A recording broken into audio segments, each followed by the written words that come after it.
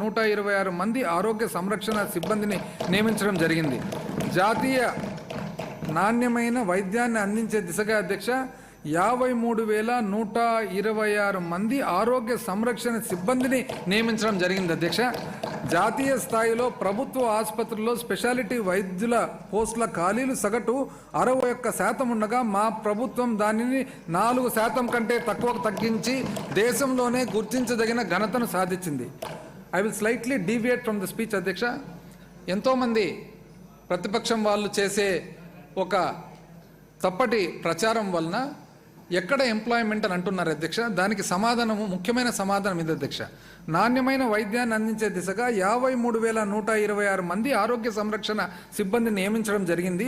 జాతీయ స్థాయిలో ప్రభుత్వ ఆసుపత్రుల్లో స్పెషాలిటీ వైద్యుల పోస్టుల ఖాళీలు సగటు 61% ఉండగా మా ప్రభుత్వం దాన్ని 4% కంటే తక్కువకు తగ్గించి దేశంలోనే గుర్తించదగిన ఘనతను సాధించింది. నైపుణ్యాభివృద్ధి మరియు శిక్షణ.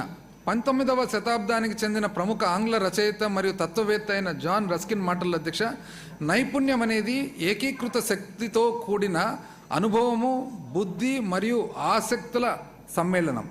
పరిశ్రమల అవసరాలకు సరిపోయే విధంగా స్థిరమైన వృద్ధిని సాధించేందుకు మన రాష్ట్ర యువతను సంబంధిత నైపుణ్యాలతో శక్తివంతం చేయడానికి మా ప్రభుత్వం పూర్తి నిబద్ధతతో కట్టుబడి ఉంది.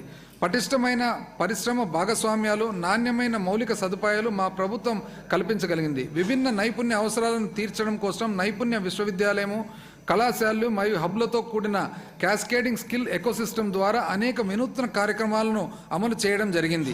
ఇప్పటి వరకు అసెంబ్లీ నియోజకవర్గ స్థాయిలో 192 స్కిల్ హబ్బులు మరియు పార్లమెంటు నియోజకవర్గ స్థాయిలో 27 స్కిల్ కాలేజీలు స్థాపించడం ద్వారా 2023-24 ఆర్థిక సంవత్సరంలో 21 రంగాల్లో 106,000 మంది అభ్యర్థులకు శిక్షణ ఇవ్వగా వీరిలో 95% మంది ఉద్యోగ అవకాశాలు పొందారు అధ్యక్ష.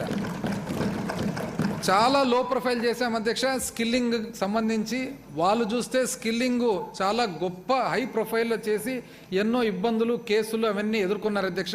వెరీ లో ప్రొఫైల్ చేసినా కూడా 106,000 మంది అభ్యర్థులకు శిక్షణ ఇవ్వగా వీరిలో 95% మంది ఉద్యోగ అవకాశాలు పొందారు అధ్యక్ష.